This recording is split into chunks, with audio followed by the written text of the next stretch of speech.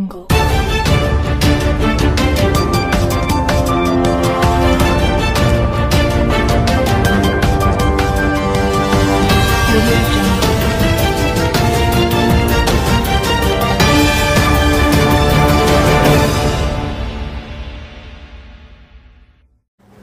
To KV news Telugu.